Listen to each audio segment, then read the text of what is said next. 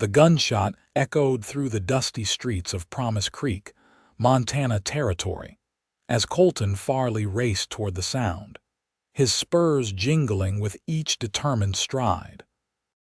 It was Sunday morning in the summer of 1873, and the last thing he expected was trouble near the whitewashed church, where townsfolk gathered in their Sunday best. Colton, 25 and as restless as a wild Mustang, had spent the last 6 years driving cattle across 3 territories. His weathered Stetson sat low over piercing blue eyes, and his trail-worn duster billowed behind him as he ran. The life of a cowboy had hardened him in ways both visible and invisible: calloused hands, sun-leathered skin, and a heart guarded by the unspoken code of the frontier. As he rounded the corner, he saw the source of the commotion. A man lay sprawled in the dirt outside the church, clutching his bleeding arm while the town marshal stood over him, pistol still smoking. A small crowd had gathered, their Sunday prayers interrupted by violence. "That'll teach you to try robbing good folks on the Lord's Day," the marshal declared, holstering his weapon before noticing Colton. "Farley, good timing. Help me get this trash to the jailhouse." But Colton's attention had already shifted beyond the scene.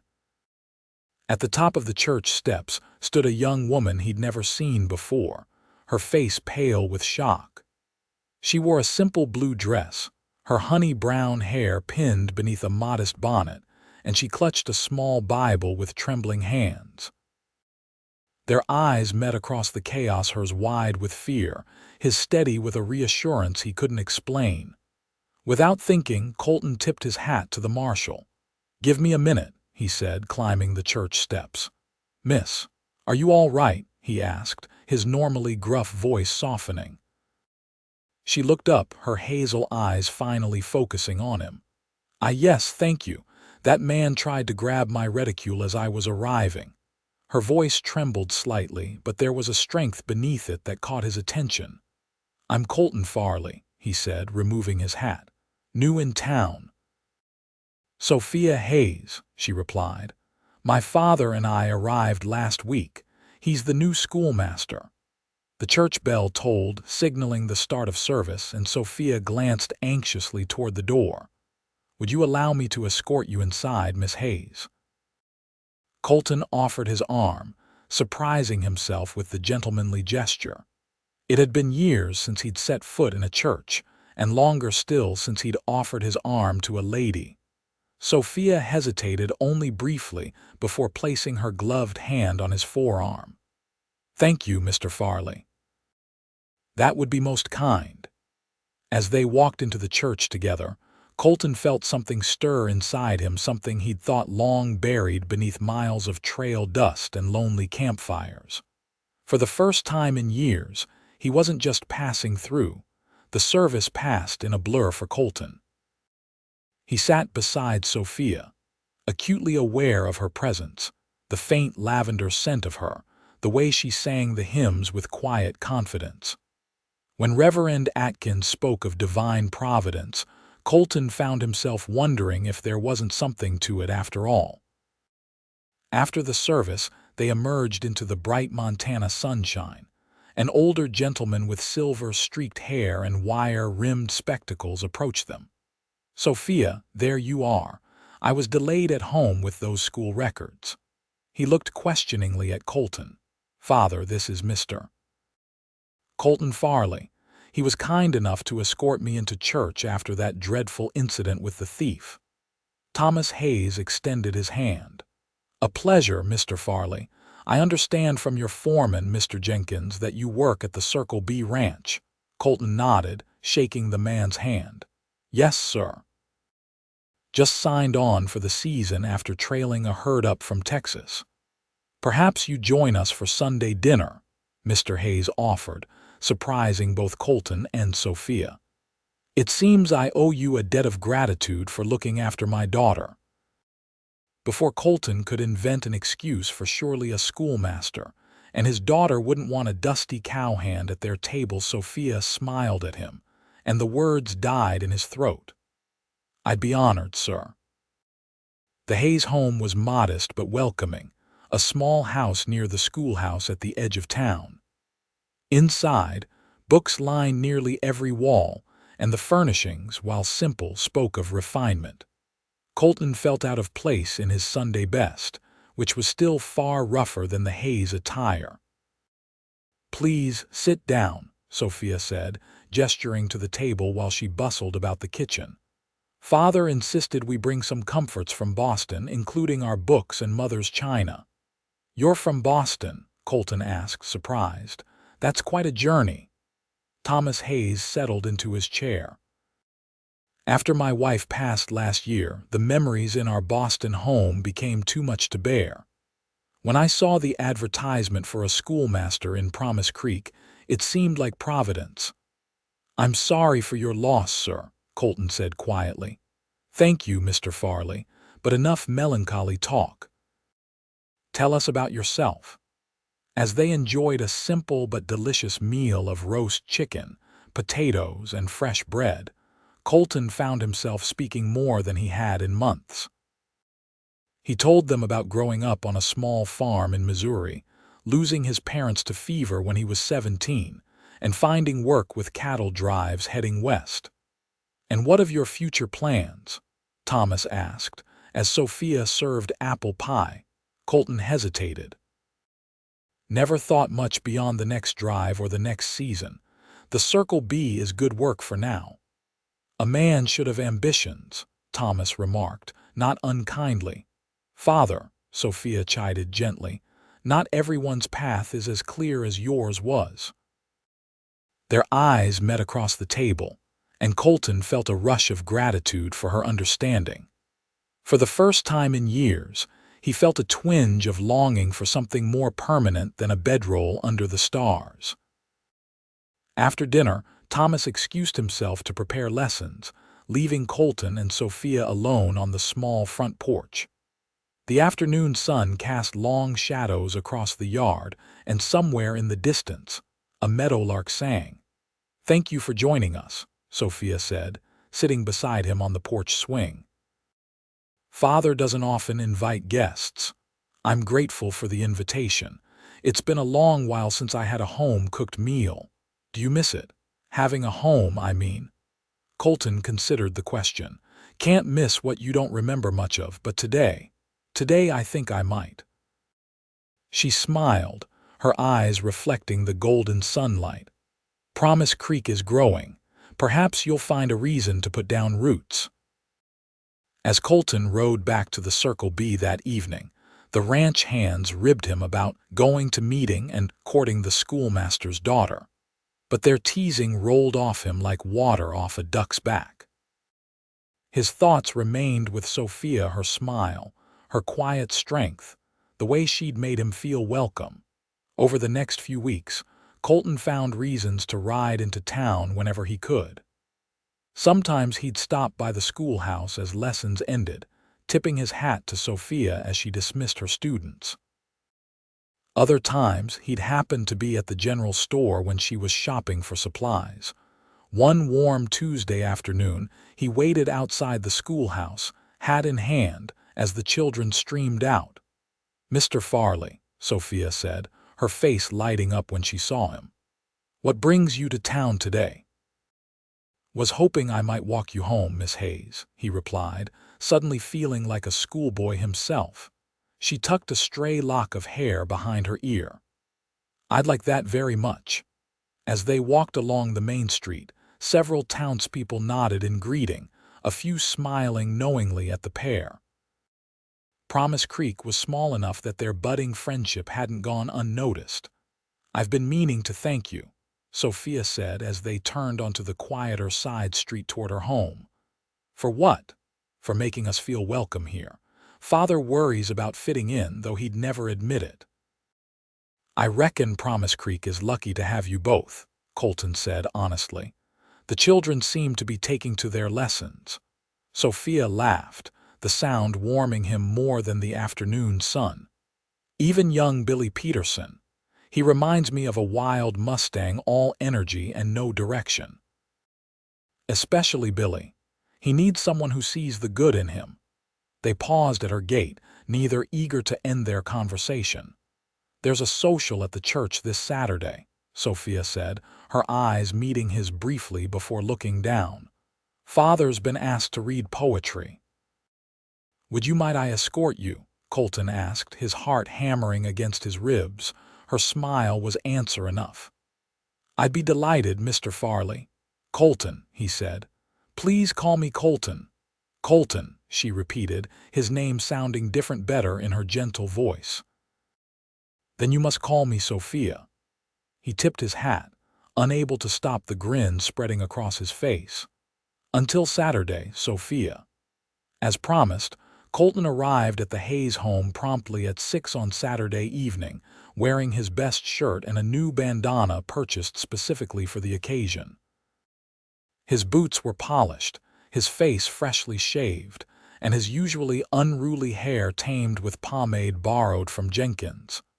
Thomas Hayes answered the door, eyeing Colton with a mixture of amusement and approval. "She'll be ready momentarily," he said, inviting Colton inside. "You clean up well, young man." "Thank you, sir," Colton replied, nervously fingering the brim of his hat. When Sophia appeared, Colton momentarily forgot how to breathe. She wore a dress of deep green that complemented her eyes, and her hair was arranged in an elegant style he'd never seen before, with small white flowers woven through the braids. "You look beautiful," he said, the words tumbling out before he could think better of them. A blush colored her cheeks. "Thank you." The church hall was transformed for the social, with lanterns hanging from the rafters and tables laden with food prepared by the town's women. A small band played in one corner, and several couples were already dancing. Throughout the evening, Colton found himself watching Sophia as she moved among the townspeople, gracious and genuine in her interactions. She belonged here in a way he never had anywhere. When Thomas gave his reading selections from Longfellow that spoke of courage and new beginnings, Colton saw the same thoughtfulness in the father that he admired in the daughter. "Would you care to dance?" he asked, when the band struck up a waltz. "I'm not very practiced," Sophia admitted as he led her to the dance floor. "Neither am I," Colton confessed. "But I reckon we can figure it out together." His hand at her waist, her hand on his shoulder, they moved tentatively at first, then with growing confidence. They weren't the most graceful couple on the floor, but as they danced, the rest of the room seemed to fade away. "I never expected this," Sophia said softly. "What's that?" "When Father announced we were moving west, I imagined a life of hardship and loneliness I never thought I'd find." She trailed off, her eyes meeting his. "Find what?" he prompted gently. "Someone who understands what it means to start over." The music ended, but they remained standing close, reluctant to break the moment. It was only when Thomas approached that they stepped apart, both slightly flustered. "It's getting late," Thomas said, though his eyes twinkled with understanding. "We should start for home." The walk back was filled with easy conversation, with Thomas regaling them with stories from his own youth in New England. At the Hayes front door, Thomas tactfully excused himself, giving them a moment of privacy. "I had a wonderful time," Sophia said, her voice low in the darkness, "as did I." Colton hesitated, then added, "I ride out with the herd tomorrow. We're moving them to the north pasture. I'll be gone about a week." "Oh," she said, disappointment evident in her voice. "Well, safe travels." Acting on impulse, Colton reached for her hand. "Might I write to you?" Her fingers tightened around his. "I'd like that very much." The week with the herd was the longest of Colton's life. Despite the physical demands of moving cattle across rough terrain, his mind constantly wandered to Sophia. In the evenings, by the light of the campfire, he labored over a letter, crossing out words and starting again multiple times before he was satisfied. When they returned to the ranch, Colton rode immediately to town, his letter tucked safely in his shirt pocket. He found Sophia at the schoolhouse, supervising children during their lunch break. Her face brightened when she saw him. "You're back. Just got in," he said, suddenly shy. "I brought you this." He handed her the letter, now slightly crumpled from its journey. She took it with careful hands. "Thank you, I've missed our conversations." "As have I." One of the children called for Miss Hayes, breaking the moment. "I should get back," she said reluctantly. "But perhaps you could come for dinner tonight. Father would be pleased to see you." "I'd be honored." That dinner was the first of many. Throughout the summer, Colton became a regular visitor at the Hayes home. He helped Thomas build bookshelves for the schoolhouse, repaired their leaky roof before the autumn rains, and spent countless evenings discussing books Sophia recommended from her father's extensive library. As autumn painted the hills with gold and crimson, Colton and Sophia's friendship deepened into something more profound. Their walks grew longer, their conversations more personal, their silences comfortable in a way Colton had never experienced with another person. On a crisp October Sunday after church, Colton suggested a picnic by the creek that gave the town its name. Thomas, citing papers to grade, declined with a knowing smile, leaving the young couple to enjoy the afternoon alone. The creek burbled peacefully as they spread a blanket on the grassy bank. Colton had spent hours the previous day fishing, determined to contribute something special to their meal. Sophia had packed fresh bread, preserves, and an apple pie that filled the air with its sweet aroma. "I received a letter from my aunt in Boston," Sophia said as they finished their meal. "She's scandalized that we've moved to the wilderness and keeps urging us to return east." "Do you miss it?" Colton asked, watching a leaf spiral down to land on the water. Sophia shook her head. "Not anymore. Boston feels like another life now." She turned to face him fully. "What about you? Do you ever think of returning to Missouri?" "There's nothing for me there," he said honestly, "but lately I've been thinking a lot about the future." "Oh." She tried to sound casual, but he caught the hopeful note in her voice. Gathering his courage, Colton took her hand. "Jenkins is retiring at the end of the year. The ranch owner offered me the foreman position." "Colton, that's wonderful." "It would mean staying in Promise Creek permanently. Having a real home, not just a bunk in the ranch house." He paused, his heart racing.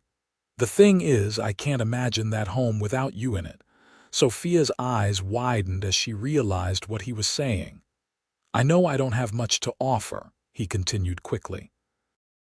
"I'm just a cowboy who got lucky enough to meet the most remarkable woman when she was standing on those church steps. But I love you, Sophia Hayes, and if you do me the honor of becoming my wife, I swear I'll spend every day trying to deserve you." Tears filled her eyes, catching the autumn sunlight. "You truly mean it, with all my heart." She launched herself into his arms, nearly knocking them both into the creek. "Yes. Oh, Colton, yes." He held her tightly, hardly believing his good fortune. When they finally pulled apart, he reached into his pocket and withdrew a small object. "It's not much," he said apologetically, opening his palm to reveal a simple silver ring with a small pearl. "It was my mother's, the only thing I kept when I left home." "It's perfect," Sophia whispered as he slipped it onto her finger. The news of their engagement spread quickly through Promise Creek. Thomas gave his blessing without hesitation, confessing that he'd hoped for such an outcome since that first Sunday dinner. "You've brought light back into our lives, young man," he told Colton privately. "I couldn't wish for a better husband for my daughter." The wedding was set for Christmas Eve, giving them time to prepare. Colton threw himself into his new responsibilities at the ranch, determined to prove himself worthy of the foreman position and of Sophia. When not working, he spent his free time renovating a small cabin on the edge of the ranch property, transforming it into a home for his bride. Sophia, meanwhile, continued teaching while preparing for married life. The women of Promise Creek rallied around her, offering advice, gifts, and help with her trousseau. Even Mrs. Peterson, Billy's mother and the town's most notorious gossip, declared them a match made in heaven. As the wedding day approached, Promise Creek was blanketed in snow, transforming the rugged landscape into a wonderland of white. The church was decorated with evergreen boughs and red ribbons, and candles glowed in every window. On Christmas Eve morning, Colton stood nervously in the church vestibule, wearing a new suit purchased from the mercantile. Jenkins, serving as his best man, adjusted Colton's tie. "Settle down, boy," the old rancher said with a chuckle. "You look like you're facing a firing squad instead of getting hitched." "What if she changes her mind?" Colton asked, voicing the fear that had plagued him for days. Jenkins snorted. "That girl looks at you like you hung the moon. Now straighten up. It's time." The church was filled to capacity as Colton took his place at the altar. The town had embraced the couple's story, finding in it a reflection of their own frontier spirit, the meeting of East and West, the beginning of something new and hopeful. When the church doors opened and Sophia appeared on her father's arm, Colton forgot to breathe. She wore a gown of ivory satin, simple yet elegant, with her mother's lace veil cascading down her back. But it was her smile, radiant and unwavering, that captivated him completely. As Thomas placed Sophia's hand in his, Colton was transported back to that first Sunday, when he'd offered his arm to a frightened stranger on the church steps. How could he have known that simple gesture would change his life forever? "Dearly beloved," Reverend Atkins began, his voice carrying through the hushed church, "we are gathered here in the sight of God in this company." They spoke their vows with clear voices, promising to love and cherish each other through all the challenges the frontier might bring. When Colton slipped the gold band onto Sophia's finger to join her engagement ring, his hands trembled slightly, but his eyes never left hers. "I now pronounce you husband and wife," the Reverend declared. "What God has joined together, let no man put asunder." Their first kiss as a married couple was sweet and tender, a promise of the life they would build together. As they turned to face their friends and neighbors, the church erupted in cheers and applause. The celebration continued at the town hall, where tables groaned under the weight of food contributed by every household in Promise Creek. The newly married couple danced, laughed, and accepted countless well wishes from the community that had become their family. As midnight approached, Colton led Sophia outside, where a horse-drawn sleigh waited to take them to their new home. "Are you ready, Mrs. Farley?" he asked, helping her into the sleigh and wrapping a thick blanket around them both. "I've been ready since the moment you walked up those church steps, Mr. Farley," she replied, her eyes shining with love and promise. As the sleigh glided through the silent, snow-covered night, Colton marveled at how completely his life had changed in just 6 months. The lonely trail, the endless wandering, it all seemed like a distant memory now. Beside him was his future, bright and certain as the North Star. Their cabin glowed with warmth as they approached, with lamplight spilling from the windows and smoke curling from the chimney. Jenkins had ridden ahead to light the fires and make sure everything was prepared for their arrival. Colton lifted Sophia from the sleigh and carried her across the threshold, both of them laughing as he nearly slipped on the icy step. "Welcome home," he said, setting her gently on her feet in the main room. Sophia turned slowly, taking in the comfortable furnishings, the bookshelves he'd built to match her father's, the rocking chair by the hearth that had been her mother's.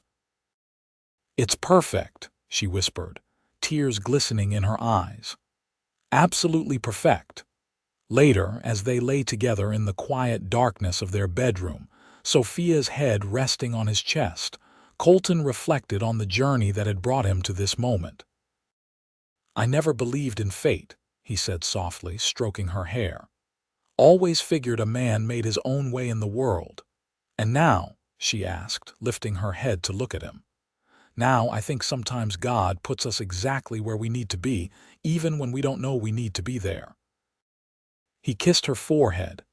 Like outside a church on a Sunday morning, Sophia smiled, tracing the line of his jaw with gentle fingers.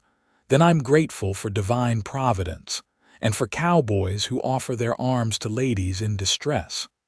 "I'm the grateful one," he murmured, pulling her closer. "For church steps and new beginnings and you, Sophia Farley. Always for you." Outside, snow continued to fall, wrapping their little cabin in a blanket of pristine white. Tomorrow would bring visits from Thomas and friends, the beginning of their life together in the community that had embraced them both. There would be challenges ahead. The frontier was never kind, but they would face them together, stronger for having found each other. In the years that followed, Promise Creek would grow and change, as would the Farleys. Colton would eventually buy his own small ranch, building on the skills he'd learned at the Circle B. Sophia would continue teaching until their first child arrived, a daughter with her mother's gentle spirit and her father's determined blue eyes. 2 sons would follow, filling their home with laughter and the occasional chaos.